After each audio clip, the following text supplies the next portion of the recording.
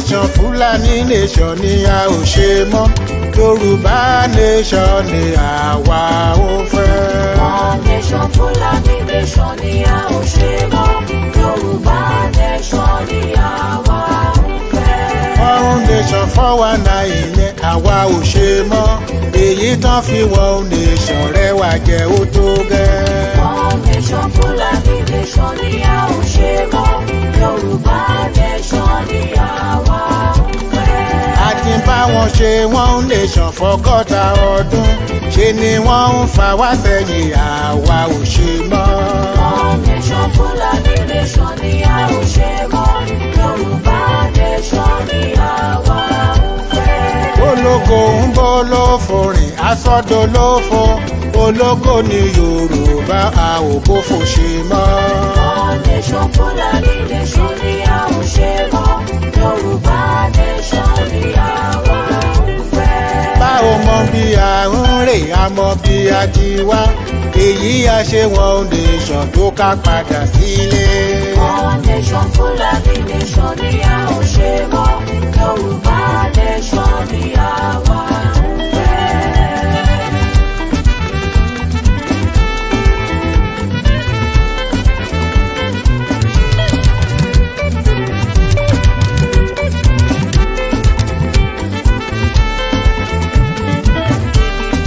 Odò tí ń ṣàn tẹ̀lẹ̀ kan tó so má dágún àkàtà tó so wà pọ̀ ibi ni wọ́n fi ṣe. Odò tí ń ṣàn tẹ̀lẹ̀ kan tó so má dágún àkàtà tó so wà pọ̀ ibi ni wọ́n fi ṣe. Àṣà wa ò ṣọ̀kan èdè wa ò ṣọ̀kan níṣe ni wọ́n so wà pọ̀ kan lè má rẹwà jẹ. Odò tí ń ṣàn tẹ̀lẹ̀ kan tó so má dágún àkàtà tó so wà pọ̀ ibi ni wọ́n fi ṣe. Aṣọ ẹran mẹ́ran tẹran kan fẹ́ lù kan pa àbá tètè pín wọn níyà kẹ́mi ó tó bọ́. Odò tí ń ṣàn tẹ̀lẹ̀ kan tó so má dágún àkàtà tó so wà pọ̀ ibi ni wọ́n fi ṣe. Àwa ló ń ṣiṣẹ́ owó àwọn ló ń lọ ìrẹ́jẹ yìí papọ̀ ju àwa ò ṣe mọ́. Odò tí ń ṣàn tẹ̀lẹ̀ kan tó so má dágún àkàtà tó so wà pọ̀ ibi ni wọ́n fi ṣe. Ẹni fẹ̀sìn Fúlàní lè máa bá wọn lọ ní tèmi àti ilé mi àti padà sílé o. Odò tí ń ṣàn tẹ̀lẹ̀ kan tó so má dágún àkàtà tó so wà pọ̀ ibi ni wọ́n fi ṣe. Ó ṣe kínní ó lulẹ̀ ó ṣe kejì ó lulẹ̀ ó ṣe kẹta ó lulẹ̀ a ò bá ṣubú ṣe rèrè àwa ò ṣe mọ́ Yorùbá nation ló kàn ẹ̀yà gbé wá. A ò bá ṣubú ṣe rere àwa ò ṣe mọ́ Yorùbá nation ló kàn ẹ̀yà gbé wá. Àtẹríba fún wọn tó wọ́n kó wa ń wọ́gbó oko ẹrú tó ń kó wa rè àwa ò lọ mọ́. A ò bá ṣubú ṣe rere àwa ò ṣe mọ́ Yorùbá nation ló kàn ẹ̀yà gbé wá. Láti ní wọn ní mọ̀sán wa ń mú kíkan dára wọn ni wọ́n mọ̀ ọ̀gbọ̀n bí yàrá jẹ wá. A ò bá ṣubú ṣe rere àwa ò ṣe mọ́ Yorùbá nation ló kàn ẹ̀yà gbé wá. Ilẹ̀jẹ̀ Ìgbòho tán fi láfi pé kó kú a ò bí sórin mẹ́jà ò káyà túká. A ò bá ṣubú ṣe rere àwa ò ṣe mọ́ Yorùbá nation ló kàn ẹ̀yà gbé wá. A ò ṣe one nation mọ́ a padà sílé tí Yorùbá nation ìlú olómìnira. A ò bá ṣubú ṣe rere àwa ò ṣe mọ́ Yorùbá nation ló kàn ẹ̀yà gbé wá.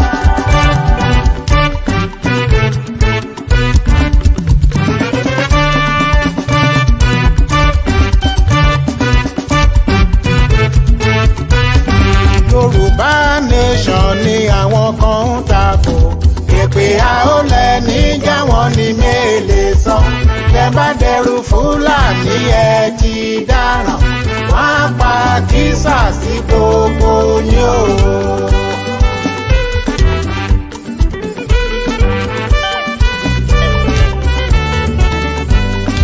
Ìmáàmù sọ̀rọ̀ pé Yorùbá nation.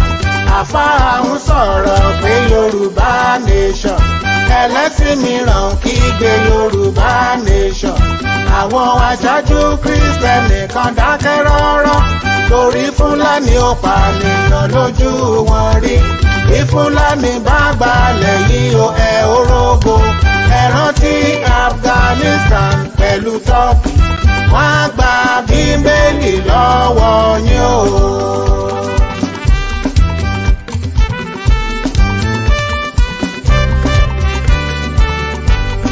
Wọ́n ń pọmọ Odùduwà ṣe lọ bá wọn dákẹ́. Wọ́n gbàgbé ìtàn Àfọ̀njá ní ìlú Ìlọrin. Bí Fúlàní bá gbalẹ̀ yìí wọ́n lè yí wọ̀gbó. Àgbà tí ó kẹrù sọ̀rọ̀ akẹ́kọ̀ọ́ sáré.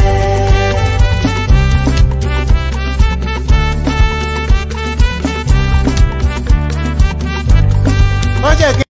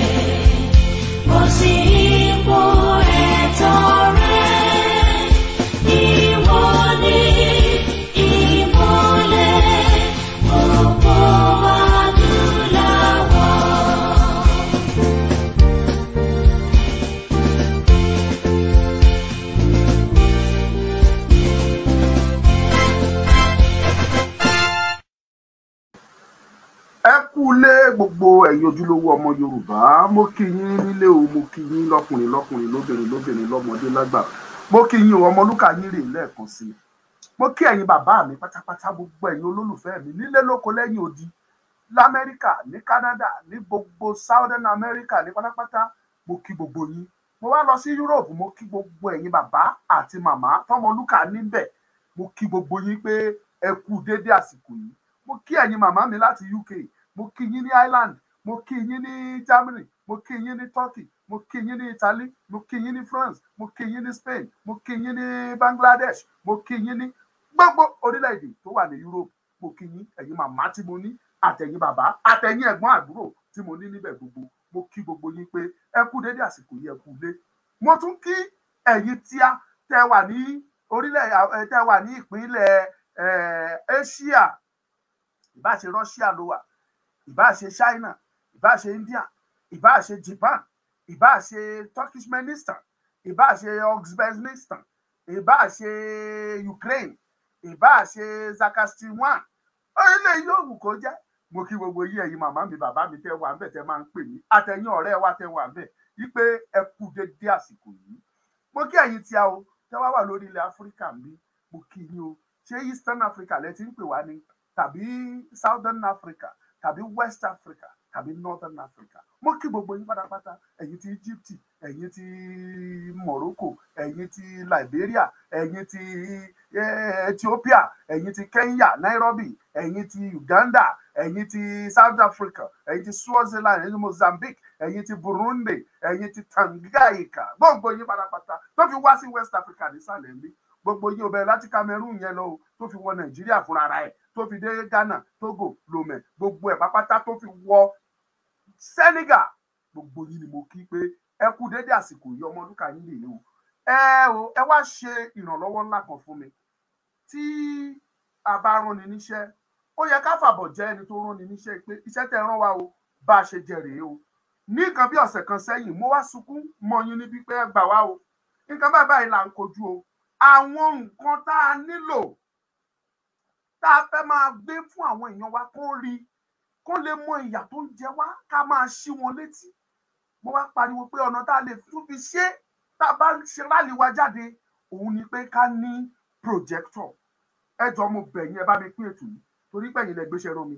Ẹ pín, ẹ jẹ́ kí gbogbo àwọn tó mọ̀ nígbà tí mo ń sọ ẹ jẹ́ kó tún fúnra wọn rí i pé n tí mo sọ mo ti ṣe o, ẹ ti ràn mí lọ́wọ́ láti ṣe o. Mo ní projector ya nídìí ẹ̀ so that tá a bá lọ sí rálì ibi tó ti géèyàn lórí tó ti ṣáyàn lápá tó ti kidnap èèyàn tó ti bà nǹkan jẹ́ tó ti ṣe gbogbo ẹ̀ tó ti yìnbọn pààyàn lóríṣiríṣi gbogbo ẹ̀ la máa jẹ́ káwọn èèyàn wá rí láti máa ṣí wọn níyè. Ẹ dẹ̀ gbà bẹ́ẹ̀ fún mi. Mo dẹ̀ sọ fún yín pé pẹ̀lú ògo àti àánú Ọlọ́run a máa rà á pé màá ra tèmi. Ṣùgbọ́n gbà tẹ́ bẹ̀rẹ̀ sí ní dá owó yẹn mo kọ́kọ́ ṣàkíyèsí pé kò tó láti fi ṣe ní tá a fẹ́ ṣe. Ṣùgbọ́n gbò tó àkókò Ọlọ́run gbé àánú dìde. Ìwọ̀nba tẹ́ ẹ dá ó sì pàpà kò tí ì ju bí ìlàjì nǹkan tá a fẹ́ rà. Ọlọ́run tó wá gbé màmá wa kan dìde tó wá fún wa ní odindi bíi 200 sí táwa fi gbé tó wá dodindi pé okay a máa fẹ́ lè ra odindi kan o táwa fẹ́ máa lò. But along the line Ọlọ́run tún wọ inú màmá wa kan láti orílẹ̀-èdè Amẹ́ríkà tó ní Omoluka mo fẹ́ láti donate kan nínú gbogbo tẹ́lẹ̀ fẹ́ lò yìí. Bákan náà bí yẹn ṣe ń sọ ni bàbá kan náà tún pè bàbá wa wọ́n ní àwọn náà ní ká má dárúkọ wọn o wọ́n bá fi lé Omoluka ní dárúkọ wọ́n ní a má dárúkọ. Àwọn náà tún sọ pé Omoluka máa tún ra ìkànsẹ́ ó jẹ́ 3 táwa dẹ̀ sọ pé a fẹ́ ra iyọ̀ kan 3 dẹ̀ dúró gbogbo tí ń jẹ́ ti Ọlọ́run. Mo wá sọ fún yín mo ní ẹyọ kan làwa nílò lọ́dọ̀ tiwa. Màá gbé ìkan lọ sí Èkìtì màá sẹ́ndì ìkan lọ sí Ọ̀ṣun lọ́dọ̀ àwọn èèyàn wa tó wà lẹ́kìtì àtọ̀dọ̀ àwọn èèyàn wa tó wà lọ́ṣun á fún wọn so that tán bá jáde lọ fún awareness wọn á máa rí lò. Màá gbé gbogbo ẹ̀ mọ́ máa bẹ̀rẹ̀ sí ní fi hàn yín sìn yín o. So ẹ bá mi pín ètò yìí ẹ jẹ́ kí àwọn tó rán wa ẹ jẹ́ kan rí. So now nígbà tó Ọlọ́run dẹ̀ ti gbàkóso ń sìn yín o ẹ jẹ́ kí n kọ́kọ́ fi tẹ́ ẹ rán mi yẹn ẹ jẹ́ kí n fi hàn yín. Ṣáájú receipt tí mo fi ra òun rèé. Iná yìí ó ti mú ojú ẹ̀. Ẹni sùúrù ó máa clear ẹ̀ sìn. Okay ẹ ti rí this is the receipt. Mo fẹ́ kẹ́ dọ́gbọ́n wo price yẹn ni o 1,230,000 oye tí gbogbo mẹ́tẹ̀ẹ̀ta tó bá jáde nìyẹn. Ẹyọ kọ̀ọ̀kan ó kú sí 410 lẹ́yọ kọ̀ọ̀kan bá dé at last. Now kọ́kọ́ kó laptop wa.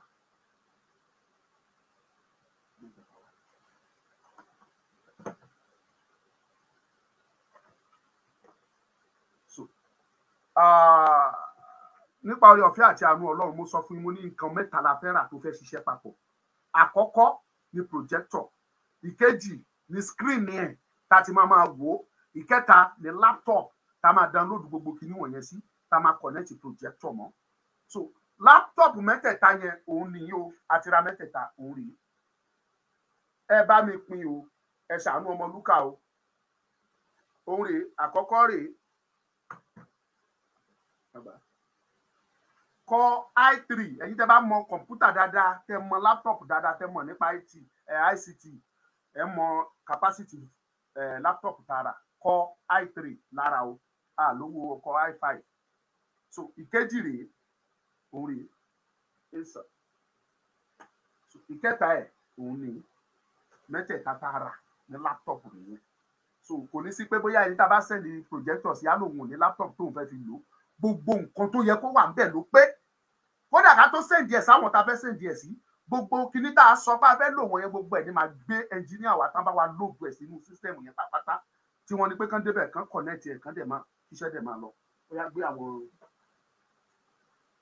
so àwọn projector yẹn ní Optima la padà rà. Ẹ mọ̀ pé Orion ni mo fi hàn wá something like that. So but ìgbà tá a máa bá engineer sọ̀rọ̀ engineer sọ yìí pé this one is the best pé tá a bá ra Orion yẹn ṣé Orion ni àbí Orion tí o mọ̀ ń pè ní ẹ má bínú kì í ṣe èdè mi. So wọ́n nìyẹn pé tẹ́lẹ̀ yìí tí iná bá wọnú ẹ̀ energy plate ẹ̀ ọ̀tọ̀ ló wà then the main engine ọ̀tọ̀ ló wà. So tí iná bá wọnú ẹ̀ energy plate yẹn náà máa change kò ní affect bọ́ọ̀dù gangan.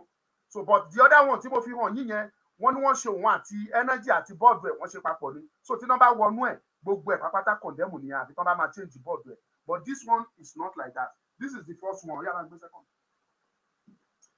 So ẹ máa bá mi pín o. Second one rèé o. Second one ni. Ó yá gbé ìkẹta wá. Ìkẹta rèé. Ó ní optima. So ẹ ti rí bẹ́ẹ̀ yẹn ó yá gbà gbé síbẹ̀. Ó kù screen yẹn o. Screen yẹn tóbi. Ó tóbi. Kì í ṣe kan tí mo lè máa gbé mẹ́tẹ̀ẹ̀ta. Bá mi tì yẹn wá kankan rí bó tẹ̀ jórí ẹ̀ nìkan. Screen yẹn screen tó tóbi ni. So that tá bá wà ní public tá bá gbé sí àwọn èèyàn á rí dáadáa. Kàn rọra ṣe àsúnmọ́ bí.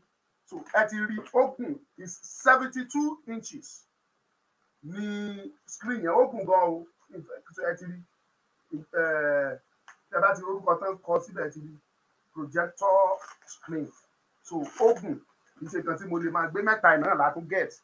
So mo fẹ́ kẹ́ ẹ rí kẹ́ lè mọ̀ pé n tẹ́ ẹ rán mi mo jíṣẹ́. Rìsíìtì ẹ rèé o ní ògo Ọlọ́run pẹ̀lú àṣẹ Elédùà. Now kó tó di pé mo wá kán lu ètò gangan fún ti èmi, mo wá fẹ́ bẹ̀ ẹ̀yin bàbá mi ẹ̀yin màmá mi tẹ́ ẹ̀ tí contribute sí kinní mi ní parọ́ fún yín. A sì 20,000 naira ló kù sílẹ̀ sí 20,000 naira, and 20,000 naira yẹn gan kò lè tó fún engineer tá a máa fún tó máa bá wa set yẹ. So a sì máa fún wọn lówó tá a bá wa ṣe gbogbo settings yẹn pàpátá. So kò tí ì lè tó, but jẹ́ kọ́ mo ń bẹ̀ yín fún ẹ̀bẹ̀ tí mò ń bẹ̀ ní pé tá a bá fún Ondo, Èkìtì, Ọ̀ṣun, Èkó, Ògùn, Ànọ̀yọ́, Kwara and Kogi ńkọ́, a gbọ́dọ̀ fún wọn. Ìyẹn ló mo ti sọ fún ẹni tá a rà lọ́dọ̀ ẹ̀ pé kó tún bá wa arrange mẹ́ta míì. Tí ọwọ́ wa ò bá wá pé mẹ́ta yẹn, bó tún jẹ́ yọ̀kan ara á fi ránṣẹ́ sí Ogun State, á fi ránṣẹ́ sí Ọ̀yọ́ State, á fi ránṣẹ́ sí Èkó, Kogi àti Kwara. Bá ṣe máa ṣètò ẹ̀ nìyẹn. So tí o bá tí contribute tìyẹ, béèrè lọ́wọ́ Omoluka pé àkáǹtì wo ló ń gba owó projector sí, kẹjẹ ká fi síbẹ̀. À ń bẹ̀ yín ni o, kì í ṣe ìgbéraga. So that wọn ò ní rí mi bí èèyàn burúkú. Àwọn ará Ọ̀yọ́ State wọn ò ní rí mi bí ẹni burúkú pé a ṣèbí state ẹ̀ ló gbé fún, ṣèbí torí pé Èkìtì súnmọ́ ló ṣe gbé f'Èkìtì. Kò fún wa. Ẹ jẹ́ kí ẹ ràn mí lọ́wọ́ so that kó lè dé gbogbo ibi tó bá yẹ kó dé. Ká gbé tèkó f'Èkó, ká gbé tọ̀yọ́ fún Ọ̀yọ́ State, ká gbé t'Ògùn State, ká gbé fún wọn. Gbogbo ibi tí mo dárúkọ wọ̀nyí lẹ́yìn náà ti mọ̀ wípé iṣẹ́ ń lọ, àwọn èèyàn ń báṣẹ́ lọ. So kí n tó parí ètò, màá tún torí àwọn tó bá ṣẹ̀ máa join, kí n tó parí ètò, màá tún padà sórí ẹ̀ again láti fi hàn gbogbo ẹ̀yin ọmọ Yorùbá. Ẹ̀yin náà lẹ kúkú dáwọ́ ẹ̀, kì í ṣe èmi. Iṣẹ́ lẹ rán mi. Mo dẹ̀ ti yan dára mi láti ṣiṣẹ́. Mo ti rà ó, ẹ̀jẹ̀ ti rí. Ògo ni fọ́lọ́run lókè ọ̀run. Now let's get straight to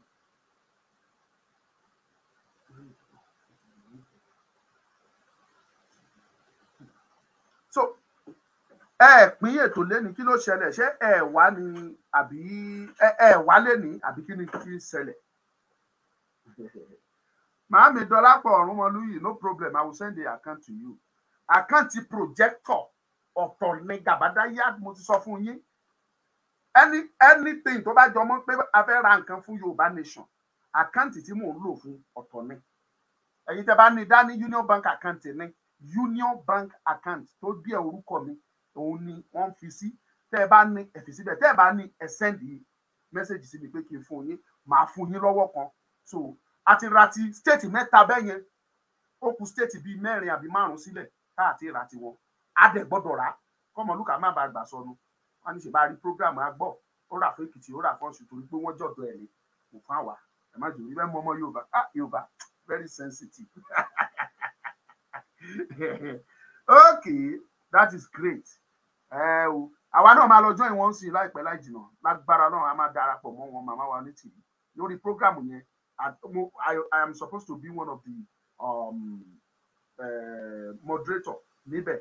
So èmi máa lọ darapọ̀ mọ́ wọn nísìn láìpẹ́ láì jìnnà. Ìdí tí mi ṣe ní pẹ́ lórí ètò yẹn. But listen to me, ẹ̀yin ọmọ Yorùbá, ẹ tẹ́tí bẹ̀rẹ̀ jẹ́ kẹ́ gbọ́n tí mo fẹ́ sọ kó tó di pé a máa lọ.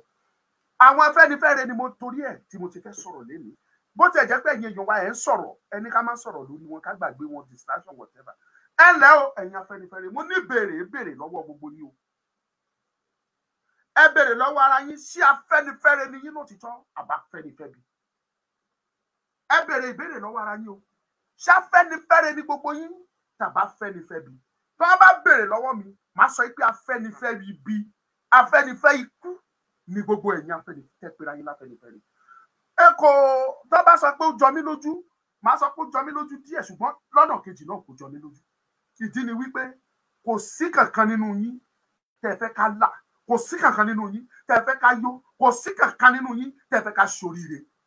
ìdí ni wípé ẹ̀yin lẹ wà nídìí bí Nàìjíríà ṣe wọ́ débi tó délé ní, ẹ̀yin lẹ wà nídìí níbi tí ọ̀rọ̀ bàjẹ́ délé ní, iṣẹ́ ọwọ́ yín la bá ń bẹ̀ ẹ̀yin Afẹ́nifẹ́re. ẹ wá ń pariwo nítorí pé bàbá Awólọ́wọ̀ kò support, bàbá Awólọ́wọ̀ ò support pé kí ilẹ̀ Yorùbá dá dúró. ẹ̀yin náà ojú yín kò ṣiṣẹ́ láti rí àwọn ohun tó ṣẹlẹ̀.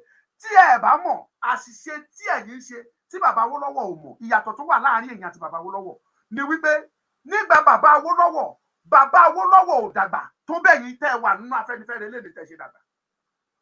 according to ndémi gbọ́ bàbá Awólọ́wọ̀ was 76 years old when he died. nígbà tí bàbá kú 76 years old náà ló jẹ́ tẹ́mi gbọ́ ni omi ò mọ̀ o. ok tí bàbá bá jẹ́ 76 nígbà tó kú, bàbá wa pa Fáṣọ̀rántì, you are 90 almost I think 96 or 97 years.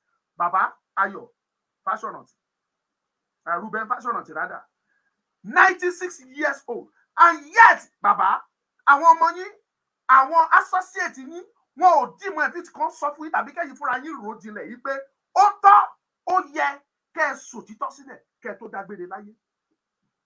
ó tọ́ kẹ́ ẹ ṣohun tó yẹ kẹ́ ẹ tó lọ lórílẹ̀ èèpẹ̀.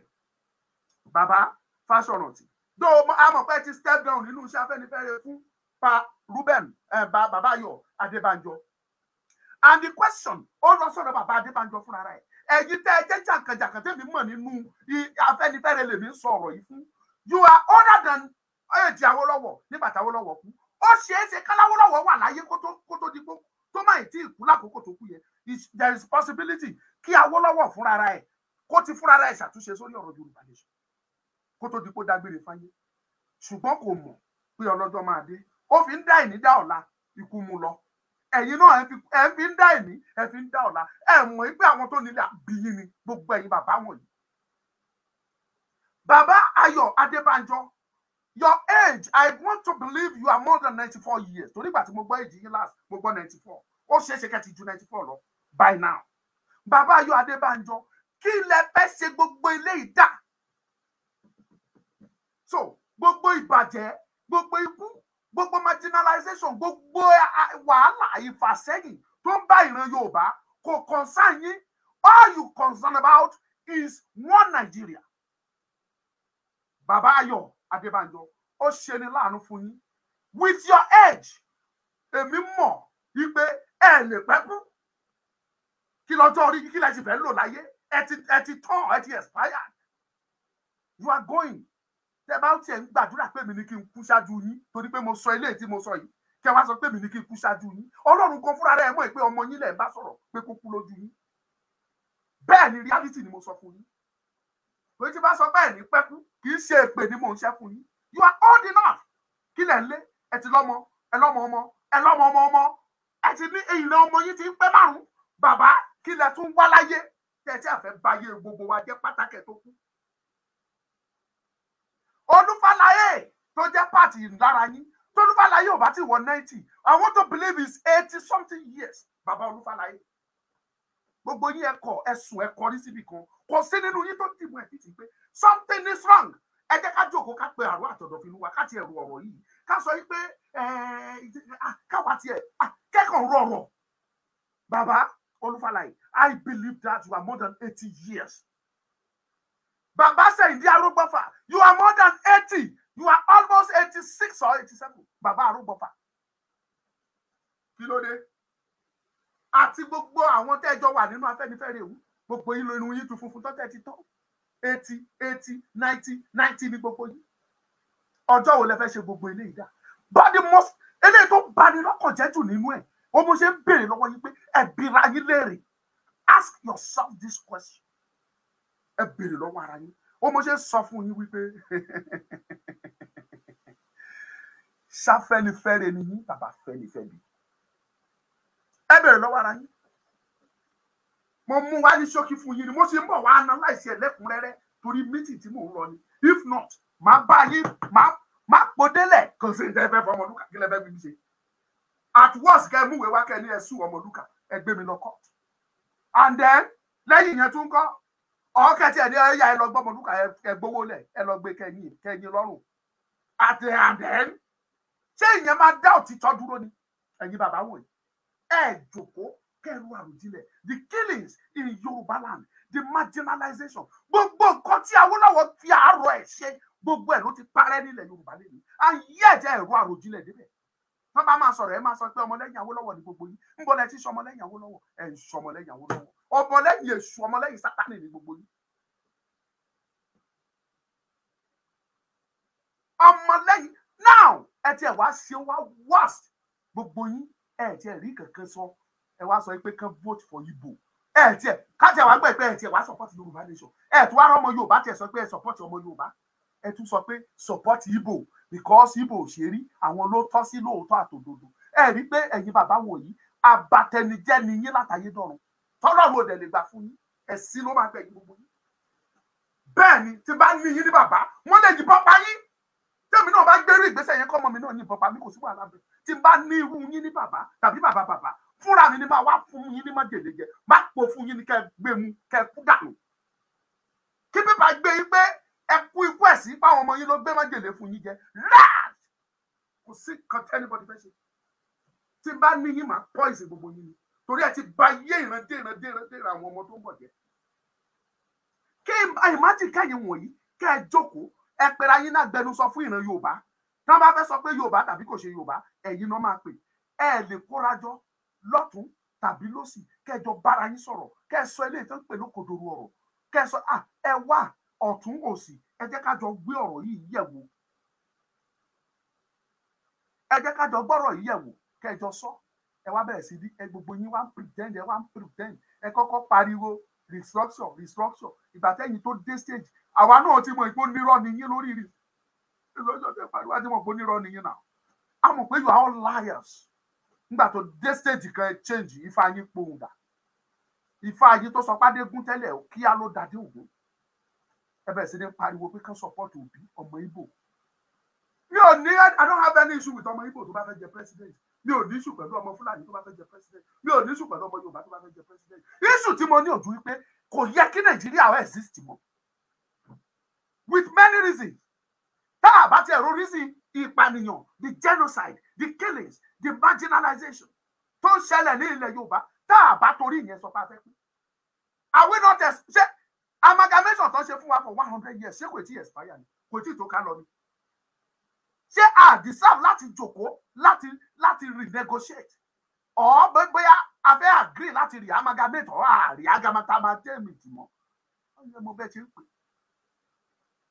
so for that alone is enough láti sọ pé we are ó yẹ kí Nàìjíríà kò ti pín kò Nàìjíríà shouldn't exist again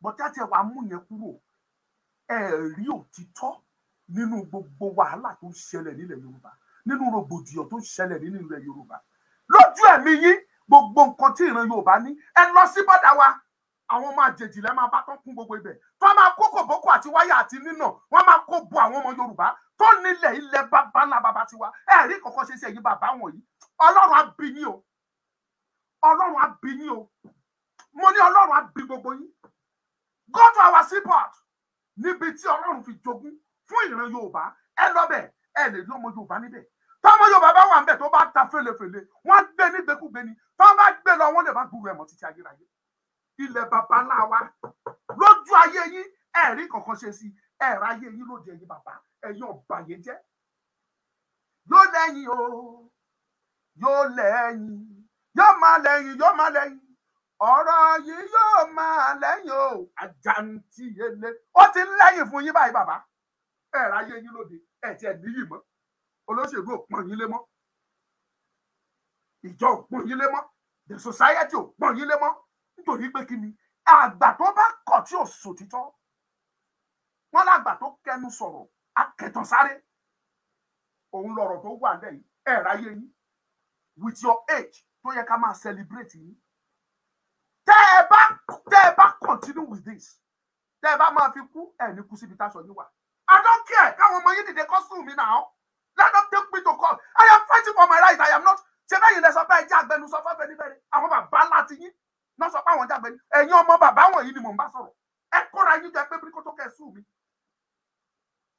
Ẹ kóra yín jọ. Ṣé bí àwọn bàbá láti yín náà láwọn jágbẹnusọ fún ìran Yorùbá? Ní conference, ní anything. Ṣé báwọn náà sọ pé àwọn ń gbẹnusọ fún láwọn já Yorùbá leaders? Afenifere cultural àbí social cultural or social political group. Ṣé báwọn yìí ni? Bàbá tèmi wà ńbẹ̀ ni ṣé báwọn ló wà ńbẹ̀? Ńgbà tẹ́yin dé wà ńbẹ̀ ṣé ó yẹ kẹ́ báyé jẹ́ fún wa? Never. We will never accept that. We will never agree with that. Ẹ̀yin wo ẹ ti tọ́ ẹ ti expire Ọlọ́run máa rí ẹ̀yin gbogbo yín ni.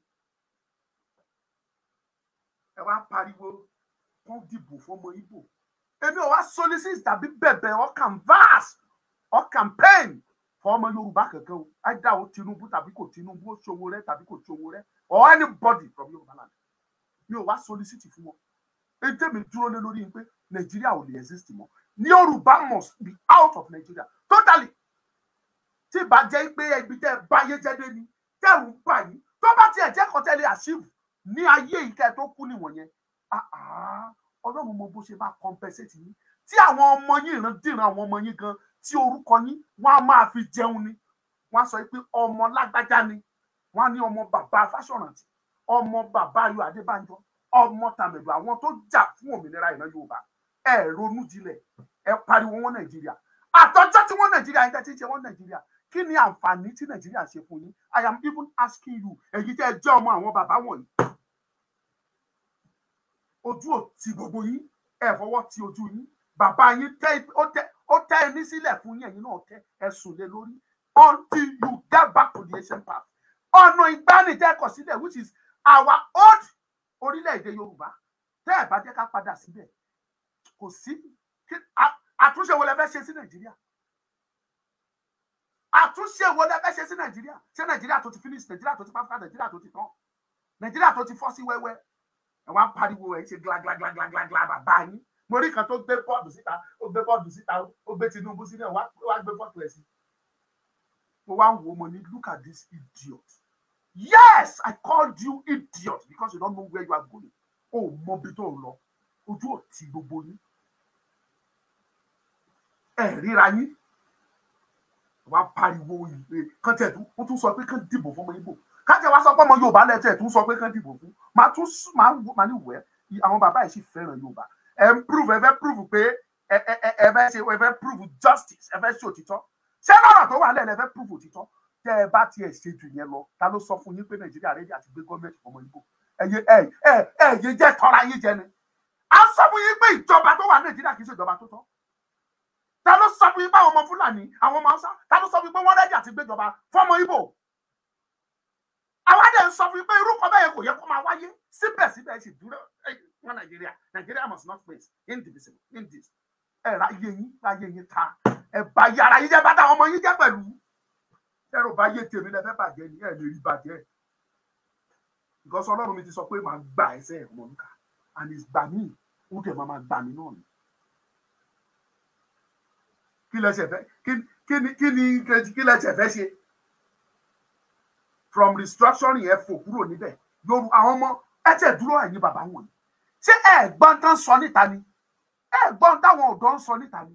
Ẹ̀gbọ́n táwọn màmá àwọn bàbá, àwọn tí ò ní voice, the voiceless people.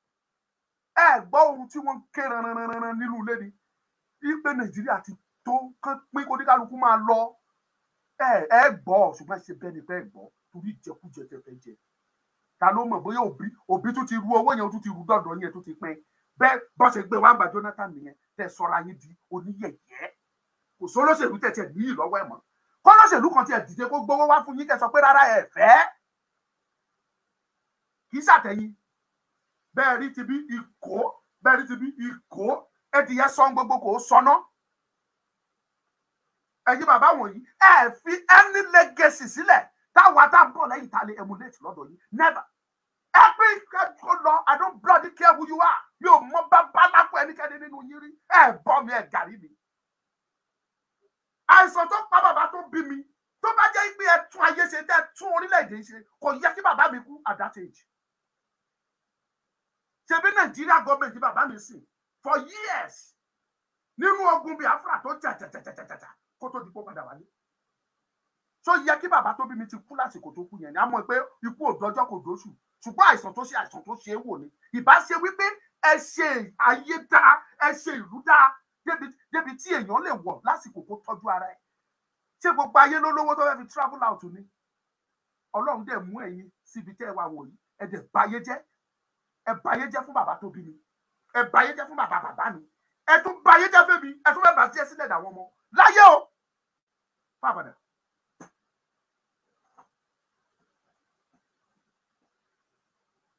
Kavata, who is you? BD Kenny. We give them money. Please stop that nonsense, Jari. Okay, mo ti gbọ́. Nínú nonsense ni try kó mú sense ibẹ̀ jáde. Don't worry. I am not confirming bóyá fún wọn lówó tàbí kò fún wọn lówó. Mo ní bóyá. I have said it earlier. Bóyá ó ti gbówó fún wọn. That is what I said. So, ẹ má tún ró mi lẹ́sẹ̀. Orí ẹ bẹ̀rẹ̀ nìyẹn. Nígbà yẹn ẹ máa gbé mi lọ.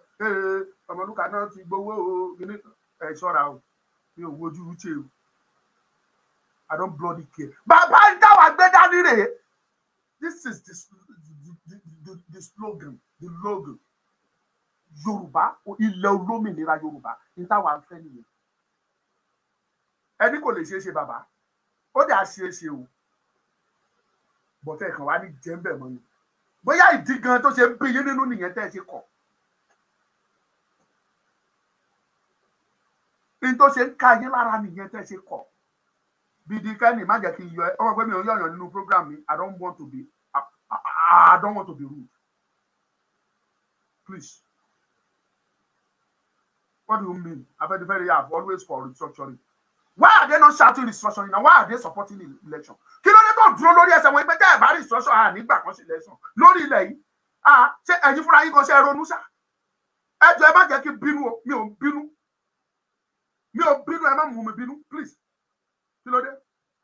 Wọn ò ṣe dúró lórí ẹ̀ pé ẹ gbọ́ tẹ́ ẹ̀ bá ti restructure Nàìjíríà nígbà kẹsì election. Tó bá mì ní ẹ̀ wọn ò ṣe sọ bẹ́ẹ̀ jáde. Why are they support? Èmi gbọ́ clearly. Olúfàlàyé sọ pé Ìgbò ló yẹ kán dìbò fún. Bàbá Afẹ́nifẹ́re Ayọ̀ Adébánjọ sọ ní Ìgbò ló yẹ kán some others. And what are you talking? Do you think I don't know what I'm saying? Má múnú bí mi ò bí dì. So ẹ̀yin ọmọ Yorùbá ẹ ti rójú ayé lóde ẹ ló lórí o ẹ gbàdúrà kẹ́ bẹ̀ Ọlọ́run kó yan olórí tòótọ́ àwọn aṣojú tòótọ́ Ọlọ́run tòótọ́ tó máa lead ìran Yorùbá jáde tá kún bàbá wa Sunday ọmọ Adéyẹmọ àti bàbá wa Professor Akíntóyè àti màmá wa Onítìrí tá kún wọn lọ́wọ́ tá lè wà wá jáde kúrò nínú ọkọ̀ ìgbèkùn tá há sí. Àdúrà tẹ́ gbọ́dọ̀ mọ ọmọ gbà ń sí rèé o. And mind you ṣé láwọn bàbá tẹ́ rí wọ̀nyí wọ́n ti bà ayé jẹ́ o kọjá àlà o. Mi ò kí ẹ̀ kò sínú yín tó mọ̀ mí ẹ̀ bọ́ mi ẹ̀ gàrí mi ẹ̀ mọ̀ bóyá mo leave. My mother lórí ibi tẹ́ ẹ bà ayé jẹ́ dé màmá tó bí èmi ṣiṣẹ́ for good 30 years after 30 years tó ti ń ṣiṣẹ́ tíṣà lọ́sàn-án lóru tá kọ nóòtì á kọ gbogbo ẹ̀. Most of the time màmá mi á wà nílé á máa kọ nóòtì kò ní táìmù fúnra ẹ̀ á kọ nóòtì tó bá tún dé school àtún bẹ̀rẹ̀ tíṣì. 30 years tó ṣiṣẹ́ she has to retire by force to travel out to Canada láti ṣe ẹ̀rọ máa ṣe iṣẹ́ ẹrú mi nílẹ̀ because life is easy there bó ti wù kí iṣẹ́ yẹn jẹ́ iṣẹ́ ìwọ̀sí kó jẹ́ iṣẹ́ ẹrú tó there is caring. Ṣó yẹ kí irú ẹ̀ wáyé ni ìbá ṣe pé ẹ ṣe ayé dáa ṣó yẹ kí irú ẹ̀ mo rẹ́ni tó ti ṣe 35 years ní Nàìjíríà tí ò rí pension gbà bó ṣe ń parí bí eléyìí ló lọ síbi tán ti ń ṣe travelling ó ní ẹjọ́ mo fẹ́ sá kúrò ní mo tiẹ̀ fẹ́ máa lọ ó ṣe padà sá abroad ó ṣe lọ dúró 12 hours láti lọ máa bá wọn ṣiṣẹ́ ó bẹ̀rẹ̀ sí ní lọ bá wọn tó pálí tó ìwé tó drinks níbi tán ti ń ṣe níbi tí ẹ bá yé jẹ́ dé somebody to work for good 35 years kó má lè sọ pé mo fẹ́ rest mo fẹ́ sinmi mo fẹ́ fẹ̀yìntì mo fẹ́ jẹun díẹ̀ mo fẹ́ enjoy life. I have worked níbi tẹ́ bá ayé jẹ́ dé Are you telling me we don't have all these resources to do that? Ẹ̀rí pé báyé jẹ́ gidi. Mo ń béèrè lọ́wọ́ yín ni, ṣá Afẹ́nifẹ́re ni yín tàbí Afẹ́nifẹ́re bí? I am not judging you. Ẹ̀yin ni kẹ́ judge ara yín. Ẹ judge ara yín. Ṣá Afẹ́nifẹ́re ni yín àbí Afẹ́nifẹ́re bí? Kí ló kan irú mọ́ pọ̀ mọ́ ṣàpà? Kí ló kà wá àti Ìgbò? Tí bá jẹ́ àwọn Bíríìtì kù tó ń báyé jẹ́ bọ̀ ọ̀run jẹ ni. Kí ló kan àwa àti Ìgbò? Èdè wa dọ́gba ni. Àṣà wa dọ́gba ni. Kódà oúnjẹ wa gan só dọ́gba ni. Ìrònú wa só dọ́gba. Ìrí wa gan só dọ́gba ni. Tí ọmọ Yorùbá bá dúró tọmọ Ìgbò dúró, wọn ò nídìí àti sọ fún ẹ kó tó mọ̀ pé ọmọ Ìgbò ni ọmọ Yorùbá ni. Wọn ò nídìí àti sọ fún ẹ. Dọ́gba gan. What are you talking? So kí la fi gbọ́dọ̀ jẹ́ kò ṣe dandan ni. Àbáwọ̀ àti Fúlàní àtàwùsá àjọra ni. Kí la fi jọra? Kí la fi dọ́gba? Èdè wa jọra ni. Àṣà wa dọ́gba ni. Ìrí wa dọ́gba ni. Èrò wa dọ́gba ni. So what are you talking ẹ̀yin bàbá wọ̀nyí? Ẹ jọ̀ọ́ tẹ́ ẹ bá lè dánú rò mọ́, ẹ pe àwọn ọmọ yín sí tòsí yín kẹjẹ́ ká bá yín rò ó. Ẹ pe wọn kẹjẹ́ ká bá yín rò ó. Let me tell you, kò sí kankan. Ọlọ́run tó dá Áfíríkà bó ṣe dá, ó mọ ìdí ẹ̀ tó fi dá bẹ́ẹ̀. Ó mọ ìdí tó fi dá bẹ́ẹ̀. Kí ló wá dé tó fi jẹ́ pé ọmọ káàárọ̀ oòjíire, ọmọlúwàbí, kí ló dé tẹ́ wá fẹ́ dojú gbogbo ògo yẹn, tẹ́ fẹ́ dojú ẹ̀ délẹ̀, ògo tí Ọlọ́run fún wa. Kò sí orílẹ̀-èdè náà lágbàáyé tẹ́ bá dé tán bá ti sọ pé Nigeria are so intelligent, Nigeria are so smart. Tán bá sọ pé Nigeria smart, Nigeria wà intelligent, ọmọ Yorùbá náà sọ. Ẹ̀yin fúnra yín mọ̀, go to America, go to Canada, go to Britain, go to Europe, kẹ́ lọ confirm gbogbo tí mò ń sọ fún yín. Ẹ bá àwọn ọmọ Yorùbá, àwọn ni wọ́n ń lu ọpọlọ wọn tán fi tú gbogbo orílẹ̀-èdè àgbáyé. Ọpọlọ ọmọ Yorùbá ni wọ́n ń lò. Gbogbo ògo yẹn ẹ jẹ́ kó wúlò fún wa. A ní kẹ́ jẹ́ ká dá dúró. We are not saying ṣé asọ́pá lè bá wọn ṣe bilateral agreement ni. Asọ́pá ní bára wa ṣe ni. But oníkàlùkù dúró lọ́tọ̀ọ̀tọ̀. Táwọn bá fẹ́ lọ ọ̀dọ̀ wọn kó fún wa lófin.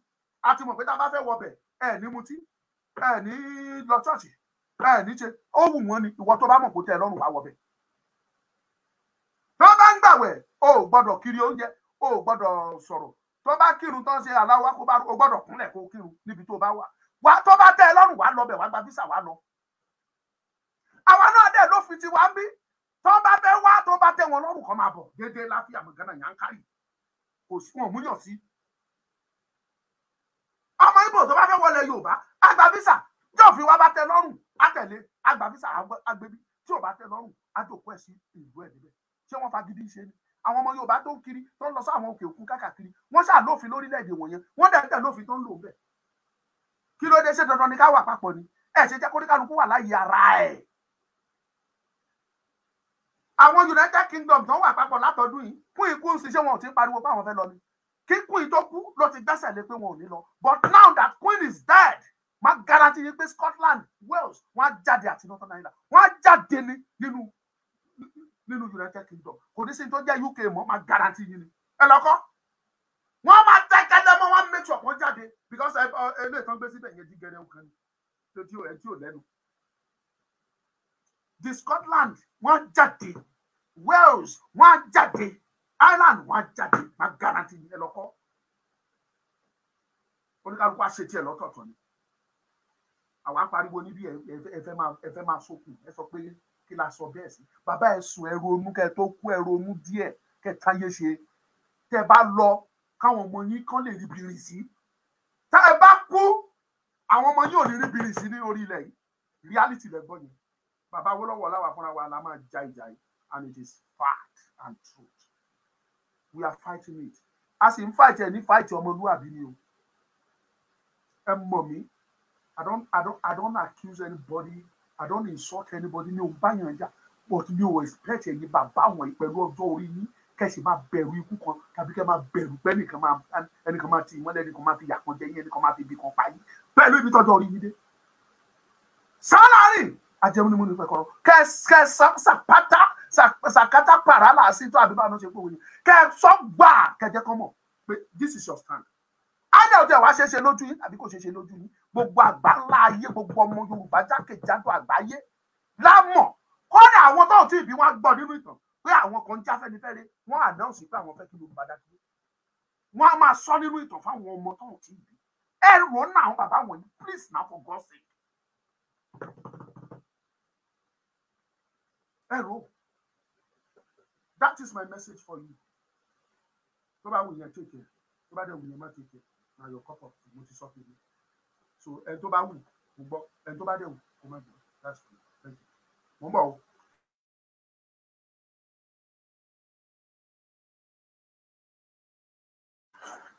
So lẹ́ẹ̀kan sí mo dúpẹ́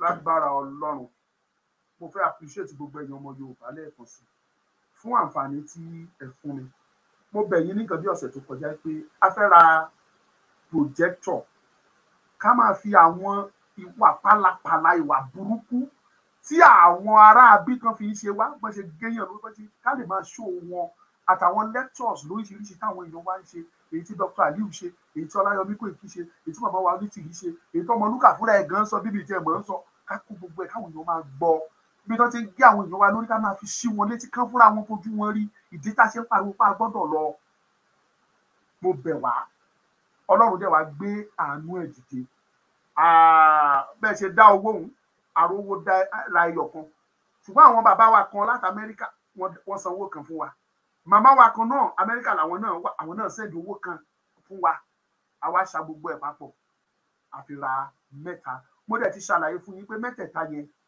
ẹyọ kan la nídìí lọ́dọ̀ wa ń bí a máa sẹ́ẹ̀dì kan sí àwọn èèyàn wa lẹ́kìtì a sẹ́ẹ̀dì kan sí Ọ̀ṣun so ẹ máa ràn wá lọ́wọ́ kára mọ́ ká lè sẹ́ẹ̀dì sí Èkó sí Ògùn sí Ọ̀yọ́ sí Kwara àti Kogi so mo bẹ̀ yín ni ó yá mo fẹ́ fi hàn yín lẹ́ẹ̀kan sí mo ti fi hàn ní ìbẹ̀rẹ̀ ètò ṣe ń gbàlàyé mi mo ti fi hàn níbẹ̀rẹ̀ ètò so ṣùgbọ́n àwọn tó ń wọlé last ni mo fẹ́ kó rí projector tá a sọ pé a fẹ́ rà ikọ̀ mẹ́ta ló wà nú ẹ̀ the projector itself the laptop tá a fẹ́ máa fi lò àti screen yẹn mẹ́tẹ̀ẹ̀ta ọ̀tọ̀ọ̀tọ̀ ni ṣùgbọ́n mẹ́tẹ̀ẹ̀ta jọ ń ṣiṣẹ́ papọ̀ ni so laptop yẹn rèé àkọ́kọ́ ẹ̀ ní Core i5 ni o I'm sorry Core i3 èyí tẹ́ bá mọ̀ nípa ICT láti yé yín Core i3 have it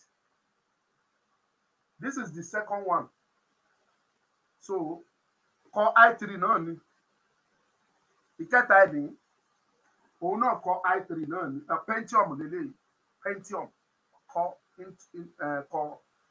Pentium so òun ni eléyìí mẹ́tẹ̀ẹ̀ta laptop ènìyàn ó yá kó projector gbogbo fúnra ẹ̀ wá ẹ jẹ́ kí n máa rí kọ́mẹ̀ntì yìí o so this is the first lọ́ra gbé sí bóyá gbé second one so this is the second one mẹ́tẹ̀ẹ̀ta ẹ̀ wá so ìkẹta òun rèé o ẹ ti rí bẹ́ẹ̀ yẹn so ìkẹta rèé òun rèé mẹ́tẹ̀ẹ̀ta lẹ rí yẹn so ó kù screen yẹn bẹ́ẹ̀ yẹn screen yẹn gùn gẹ́gẹ́ bí àlàyé tí mo ṣe lẹ́ẹ̀kan screen yẹn ó gùn bóyá bá mi fà síbi kan rí orí ẹ̀ so lẹ́ẹ̀kan sí screen yẹn ní ó gùn gan kì í ṣe nǹkan tí a lè máa gbé tẹ́ máa rí gbogbo ẹ̀ ó gùn ẹ ti rí so ó ní projector screen òun náà kọ sí yẹn so mo ní kí n wá fi hàn yín and this is the receipt so receipt yẹn rèé gẹ́gẹ́ bí mo ṣe fi hàn wá nígbà tí mo bẹ̀rẹ̀ ètò so orí o so mo wá ń bẹ̀ wá ní pé nígbà tá a ti ra ti state mẹ́ta sí mi ì lè kó gbogbo ẹ̀ tira kò sí nǹkan tá a fẹ́ fi gbogbo ẹ̀ ṣe ọ̀rẹ́ mi mo sọ pé a ní ṣùgbọ́n bí mo ṣe sọ yẹn la nídìí ẹ̀ gbogbo other state so we must make it complete tẹ́ Ọlọ́run bá fún yín lórí ọ̀fẹ́ láti ra odindi kan kò sí tó burú mẹ́ ṣe báwọn bàbá kan ló ṣáà ra odindi ẹyọ kan ilé rà ìyá kan náà ra odindi ẹyọ kan so kò sí nǹkan tó burú ẹ̀yin náà ẹ pè mí Omoluka àwa náà fẹ́ ṣe tiwa ìbàjẹ́ gbẹ́ni yín ìbàjẹ́ ẹ ṣáà ti sọ ó sì kù márùn-ún ṣáǹdì la sì fẹ́ rà márùn-ún so márùn-ún yẹn sì ẹ̀mọye tó máa worth ìwọ̀nba mẹ́ta tara yìí is 2,230,000 ló parí mẹ́ta yìí báyìí so ẹ ti mọ̀ adẹ̀ ní kán bá wa tún ọ̀dà míì so tẹ bá ti ń contribute tó bá tún tó ra ẹyọ kan ni á tún rà míì tó bá tó ra mẹ́ta bá ṣe ra mẹ́ta àrà bí ò bá dẹ̀ tó bó jẹ́ yọ̀kan á tún rà á tún gbé sí stage tó bá ti yẹ ká gbé sí. Nọ́mbà tẹ̀dẹ̀ máa contact òun ni mo fẹ́ ẹ̀ sójú fọ́nrán yẹn 070 46 09 24 84 070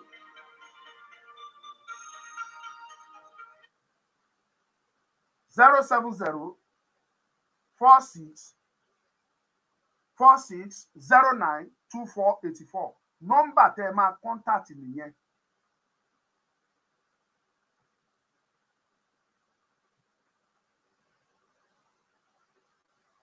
Àmì Abíọ́dún Ọládélé, God will bless you. Mo dúpẹ́ lọ́wọ́ yín. Ọlọ́run jẹ́ kó orúkọ mi ó bàjẹ́. Ẹ̀yin lẹ ń wò mí, ẹ̀yin lẹ ń rí mi tí mo fi ń sọ̀rọ̀. So kí wá ní essence tí bá wà lọ borúkọ ara mi jẹ́ tàbí tí mo lọ tánìṣe orúkọ tí mo ní. So Ọlọ́run jẹ́ kí orúkọ mi ó bàjẹ́. Mo dúpẹ́ lọ́wọ́ gbogbo yín. Mo ti ra mẹ́tẹ̀ẹ̀ta lẹ rí yẹn. Mẹ́ta lára. Ẹyọ̀kan ni mo sọ pé mo fẹ́ rà, but ó ti pé mẹ́ta. Àti plan other state wá gbà. So ẹ wá jẹ́ ká complete yẹ. Bó jẹ́ 50 ló fún wa owó ni 20 nínú èyí tá a ṣe ààrẹ tó fún wa 2000 wọ́n send ẹ̀ mórí aláti ń wà lọ́wọ́ mi 2000 ní tóun ní nìyẹn òun ṣàfẹ́ contribute. Ó dẹ̀ ṣe òun náà kópa wọ́n bá máa sọ̀rọ̀ àlóhùn náà san lára owó projector yìí. Ìwọ náà lè fún wa ní 5000, ó lè fún wa ní 200,000, ó lè fún wa ní 500. Bára ẹ bá ṣe gbé àrà náà ẹ trust mi, ẹ bá gbé wá pé Ọmọlúkà nǹkan báyìí bá wa fi rà máa rà á. Tẹ́ ẹ bá fún mi pé Ọmọlúkà ìwọ mo fún lélẹ̀ ìmọ̀ọ́mọ̀ èmi lẹ fún, tẹ́ ẹ bá fún mi èmi lẹ fún. Tẹ́ ẹ bá ní ká fi ṣe nǹkan lórí ọ̀rọ̀ Yorùbá ló ní kì í ṣe mi òun jẹ́. So bó ṣe jẹ́ nìyẹn. Mo dúpẹ́ o, mo dúpẹ́ pé òkú fún àǹfààní tí gbogbo yín fún wa. Lágbára Ọlọ́run tó bá tún di ètò tí màá ṣe lọ́la màá tún padà tún fi hàn yín torí àwọn tí ò rí ti èní wò wọ́n á lè rí wò lọ́la kán lè mọ̀ pé mo ti gbé dé o. A need more fún àwọn other states. Kẹjọ ẹ dìde ìrànlọ́wọ́ tó o bá ti contribute tiẹ̀ tètè message Ọmọlúkà kó béèrè àkáǹtì tó máa fi tiẹ̀ sí ẹ contribute ẹ bóyá tó bá máa fi dọjọ́ Monday ká gbé wá a lè sí ilé Monday a máa wà ní Ìgbòho bí ká ti fẹ́ ṣe rálì. Ẹ ràn wá lọ́wọ́ a nídìí owó mọ́tò a nídìí owó bọ́ọ̀sì o ẹ̀bẹ̀ mo bẹ̀ yín o. Àti rẹ anybody kò send owó bọ́ọ̀sì sí wa ọ̀sẹ̀ tó ti pè wá o. Ẹ jọ̀ọ́ we need bus láti bí a ti sọ pé a fẹ́ gbé méjì lọ agbára ò bá tiẹ̀ wá gbé méjì ẹ bá wa sáàsètò kárẹ́yọ̀ kan gbé ẹ dákun a need bus. Ẹ jọ̀ọ́ àwọn èèyàn wa kan sọ pé àwọn fẹ́ lọ wọ́n yapa bọ́ọ̀sì méjì kan ò lè tó a kàn máa dọ́gbọ́n sí ni pé first come first serve òun la fẹ́ fi ṣe. So ẹ fún wa lẹ́yọ̀ kan àmọ́ méjì ẹ bó bá wá pé méjì tó ọ̀pẹ̀ ìfọlọ́run. Ẹ jọ̀ọ́ à ń lọ Ìgbòho fún rally tá a fẹ́ lọ ṣe nílùú Ìgbòho gangan Ìgbòho town. So we are on our way there by the grace of God. God will bless you. Ọmọlúkà ni mò ń jẹ́ o kò ní ju báyìí lọ o. Ẹ̀yin tẹ̀sẹ̀ ń wò ó ẹ bá wa pín o ẹ bá wa share ẹ jẹ́ kó lọ. Ọlọ́run á pọ́n gbogbo yín lójú òní tiwa o lágbára Ọlọ́run lójú ẹ̀mí mi báyìí ni máa gba Yorùbá nation èmi gangan ni máa gbà tẹ́ ẹ bá ṣọ́ra ẹ̀mí ni máa declare Yorùbá nation. Bẹ́ẹ̀ ni mo sọ fún yín èmi ọmọ kòrókòró lókun sáà ti pa kìrìkìrì lọ́tọ̀ ọmọ ojúlógún kan nígbà kékeré ọmọ kọ́ àmọ́ bùkàrà bá lọ́sẹ̀ ni mọ́ bùkàrà rúdọ̀ èmi gangan ni máa declare Yorùbá nation. Ẹ bá wòran ta ló sọ fún yín pé Ọlọ́run ò lè lò mí láti ṣe. Mo lè máa mú gogoro kiri lẹ́ni kí n máa mú bíà kí n máa ju bólúgọ́tà máa jẹ lé tó wù mí tọ́lọ́run bá mú tó bá sàmì sí mi pé ẹni tó máa declare Yorùbá nation ni kí ló fẹ́ bọ́ lọ́hùn fà. Ó sì kò sí tó fẹ́ bọ́ lọ́hùn fà. Mọ̀rọ́bà gan mi mú gogoro mi mú tí so tó bá ṣàti fún mi ní kóòkì màá mú jẹ́jẹ́ ló bá tán. Ọpọlọ mi ń ṣiṣẹ́ Ọlọ́run dẹ̀ mọ bó ṣe ń ṣètò ẹ̀. But mo fẹ́ guarantee pé èmi o lójú mi á gba Yorùbá nation lójú ẹ á gba Yorùbá nation. Má gbàgbé Ọláyínká Babátúndé nọ́mbà tí mo pín sójú screen ní ẹ send the message síbẹ̀ pé send your account for the projector kò jù bẹ́ẹ̀ lọ. Tẹ́ bá sọ pé send the account màá rò pé mi lè fẹ́ fún lówó o. Ẹ identify pé send account for projector màá ti mọ̀ pé nǹkan projector ni. Tẹ́ bá sọ pé send your account lásán èmi lè fẹ́ fún lówó yẹn inú mi dẹ̀ máa dùn gidi ní pé ẹ fẹ́ fún mi. Send account for projector má ti mọ̀ nọ́mbà tí mo pín nìyẹn 07046092484 nọ́mbà tẹ́ máa send message sí nìyẹn pé send account for projector máa forward account projector yẹn máa send yẹn sí yín ló bá tán kò jù bẹ́ẹ̀ lọ very simple and arithmetical. God bless you. Mo ti pín ní nọ́mbà yẹn o ẹ̀yin tẹ́ bá wà ní diaspora tí mo bẹ́ẹ̀ ṣe máa ṣe +234 lẹ́ máa fi síwájú ẹ̀ ló bá dojú ibi. Ẹ ṣé ojú òní tiwa Ọmọlúkà ni mo ń jẹ́ lẹ́ẹ̀kan sí i ẹ ṣeun God bless you all.